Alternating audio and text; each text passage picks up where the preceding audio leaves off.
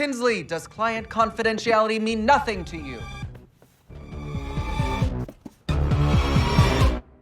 Welcome back, everyone. It's Charlie. This will be my full She-Hulk episode 5 video. There were a whole bunch of Marvel Easter eggs and references, lots of Deadpool, X-Men references, even Fantastic Four Easter eggs. There were also a lot of Daredevil references too, setting up next week's episode. It seems like next week's episode will be the Daredevil episode. So we'll break it all down. I'm doing videos for all the episodes. If you're brand new to the channel, be sure to subscribe to get them. Obviously, there's a bunch of big Marvel stuff coming up, and they just had the D23 panel, made a bunch of big announcements. I'll be doing videos for all that stuff too. Careful for spoilers for the episode. If you haven't seen it yet, we'll just start at the beginning and work our way through shot by shot, talking about Easter eggs and WTF moments, and the bonanza of Easter eggs for X-Men, Fantastic Four, Deadpool stuff that they had in the episode. Like, every X-Men character that you want to see in the MCU was referenced during this episode.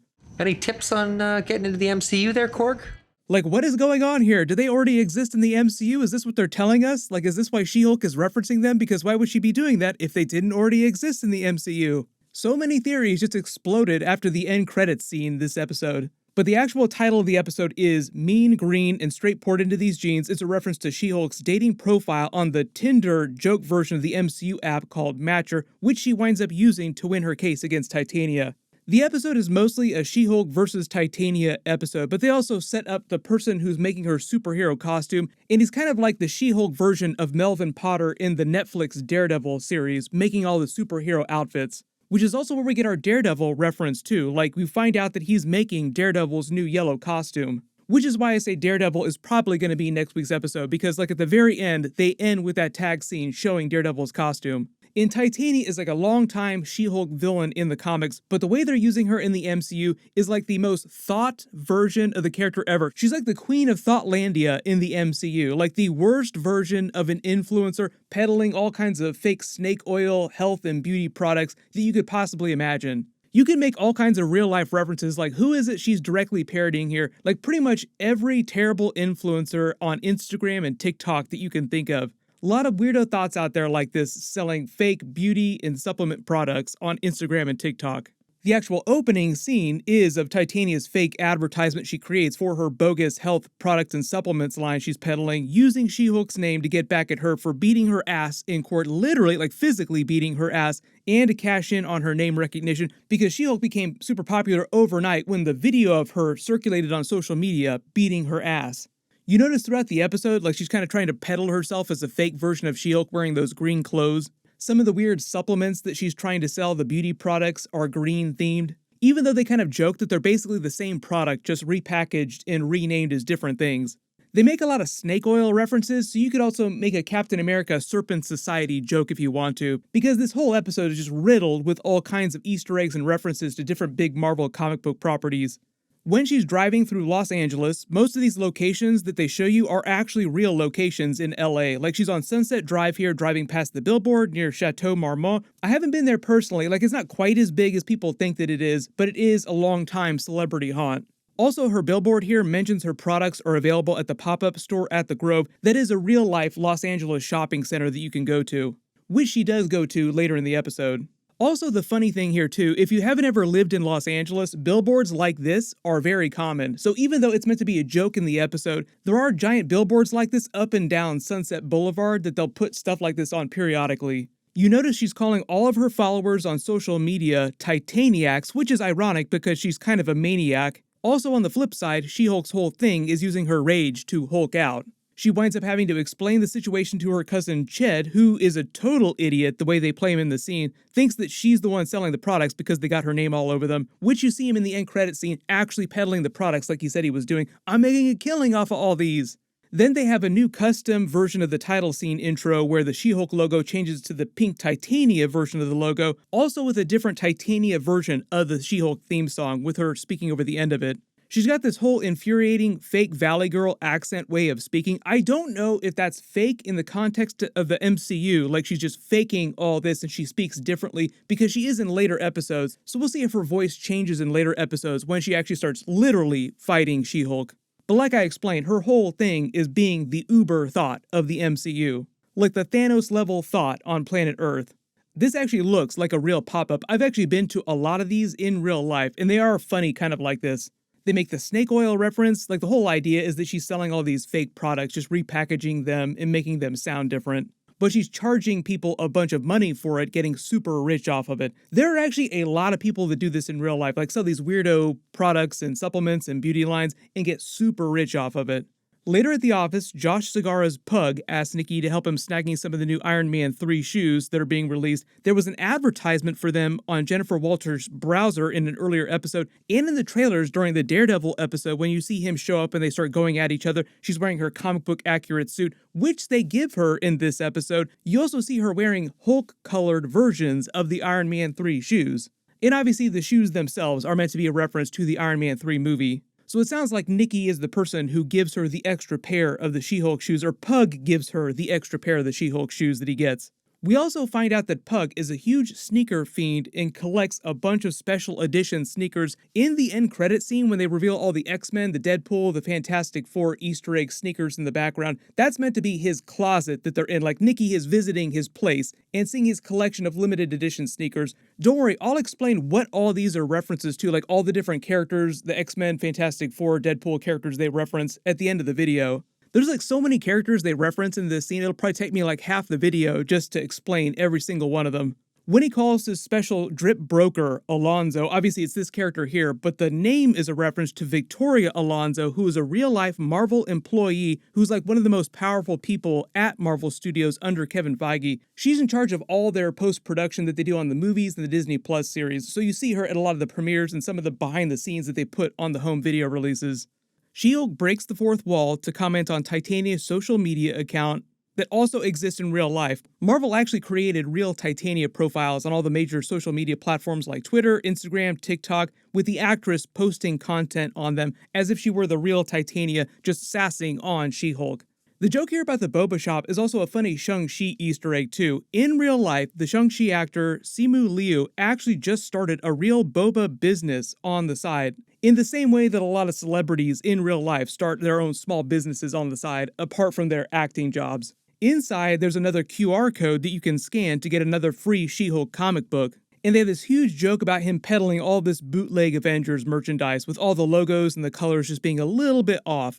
They also play like a slightly different version of the Avengers theme song. Like, this isn't quite the Avengers, but it's close to the Avengers.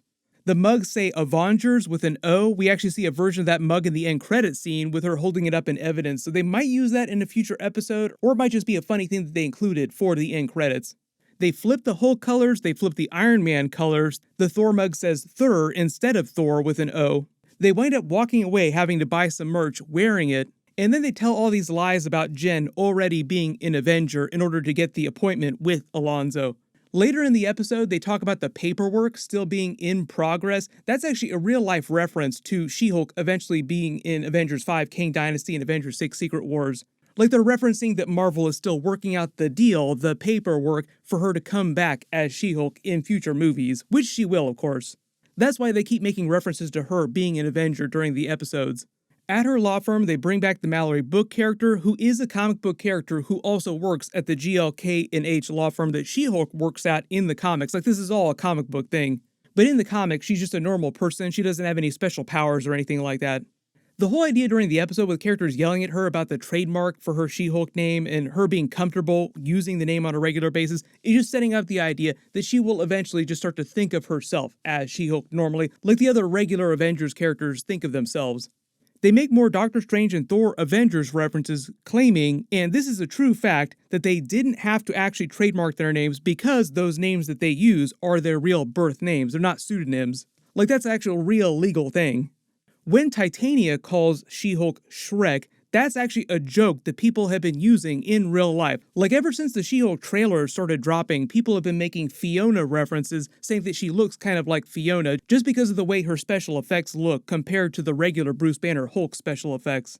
And you have to remember that they filmed this like last year, so like long before they started releasing the trailers and people started making the Fiona Shrek jokes about She-Hulk, they were actually making this joke in the episodes. When they're at the courtroom, Mallory Book references the Bruce Banner Hulk again, and she breaks the fourth wall again when they show footage of her complaining about the She-Hulk name. She does it again at the end of the proceedings just to react to the judge's request for more evidence. Then when they walk into Alonzo's shop, some of these in the background might be comic book Easter eggs. I couldn't find any direct references, so if you think you know what this mask are and some of these clothes in the background are references to, post it in the comments. Most of the direct comic book references to like Daredevil and all that stuff doesn't happen till later in the episode. I believe the glasses on the woman here is more of an Edna Mode Incredibles reference. Disney also owns Pixar now too. They actually had another Pixar reference in an earlier She-Hulk episode too. They reference her origin when saying she's related to the Hulk by blood, like she's first cousins with the Hulk, and she also literally got contaminated with his blood. When he rattles off a couple different types of costumes, the fire-resistant one is a reference to Johnny Storm of the Fantastic Four, waterproofing is a Namor reference, and the built-in weaponry is a Wolverine X-Men claws reference, like his claws are literally built into his body, so his costume has to account for that. If you include the other Wolverine Easter egg in the post-credit scene with the special shoes, there have been 3 Wolverine references on She-Hulk so far. The Tinsley character's name is a reference to an actor who has shown up on a bunch, like many different Marvel series and movies, and the She-Hulk episodes recently as the bar patron. Like there's an actor who's an extra in all the Marvel movies, the TV shows named Tinsley, who just shows up all over the place. Kind of in the same way that Wong now shows up all over the place. When she sees one of her bad dates, Todd, show up at the law firm as a client, she gets the idea to use the Tinder-style dating app Matcher as the evidence she needs to win the trial. They even make a couple death by snoo jokes in her profile, like she jokes about looking for a match that has a strong back in a sturdy large bed. So like she's DTF and ready to kill you by snoo.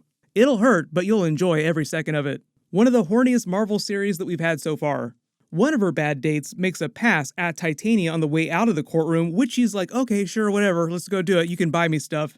She breaks the fourth wall again after Mallory agrees to celebratory drinks with her, and it's funny how tiny she looks in that larger suit. Like, you don't get the perspective till you see her standing next to Mallory in Jennifer Walters' form. Like, she is tiny.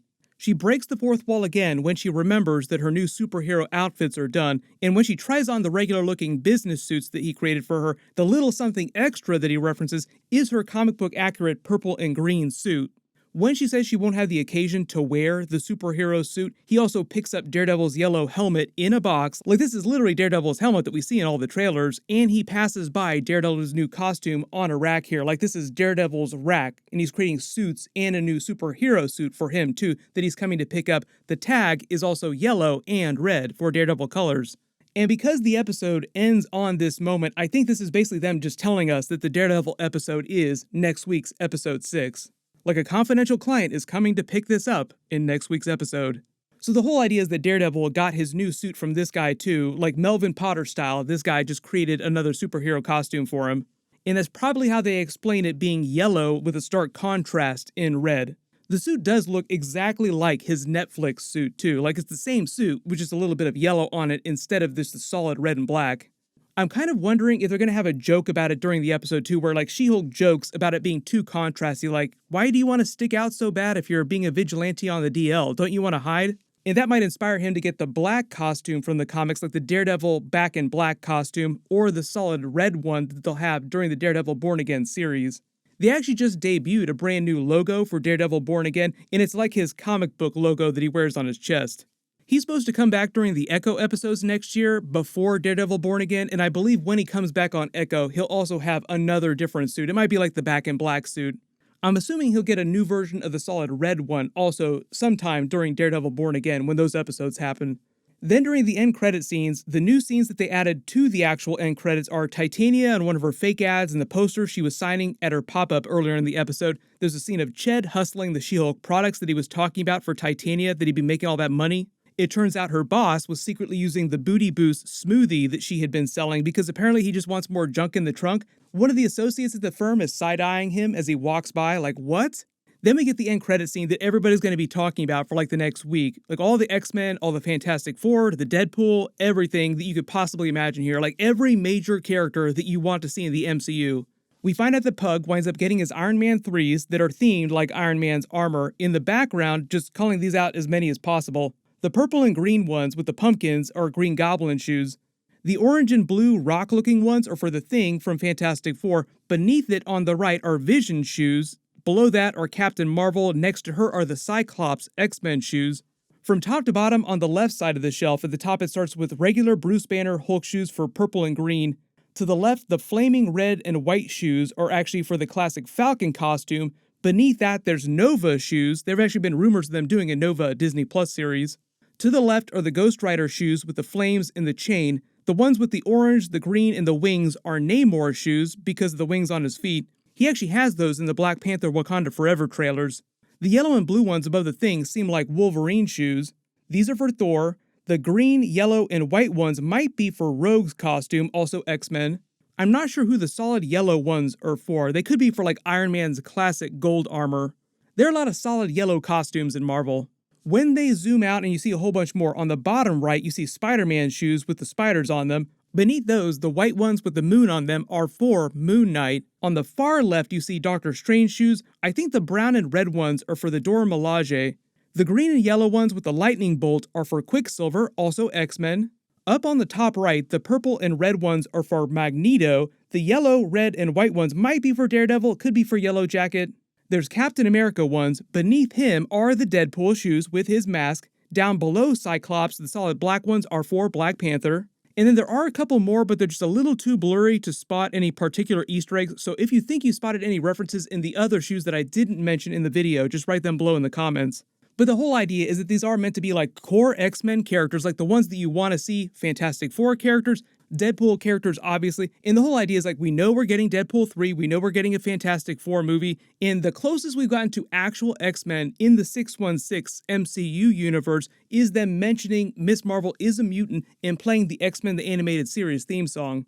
We did get X-Men Easter eggs during Doctor Strange Multiverse of Madness, but the whole idea in this post-credit scene is that Pug was able to buy these collectible shoes, meaning that somebody knew about these characters, like these are based on characters that are supposed to already exist. So it's almost like they're saying, in this She-Hulk scene, this end credit scene, these are characters that already are in the MCU.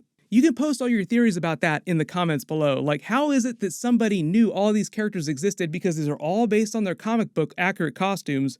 She-Hulk is meant to be a super meta series, so I think you could look at it a couple different ways. People will be talking about this for a while though, like, are these all canon now? Like, does this mean that Magneto, that Wolverine are already in the MCU? Also, the new pop song that they use in the end credits is about saying their name, like the whole episode is about She-Hulk's name itself. And the other big difference from previous episodes here, the other notable thing, is that there is no actual post-credit scene. We've gotten post-credit scenes in every single episode so far, except for this one. I'm assuming that there will be some sort of Daredevil post-credit scene in his episode, because why wouldn't you have a Daredevil post-credit scene? If you spotted any other Easter eggs and references in the episode that I didn't mention in the video, just write them below in the comments, and my full She-Hulk episode 6 video will post next week after they release it.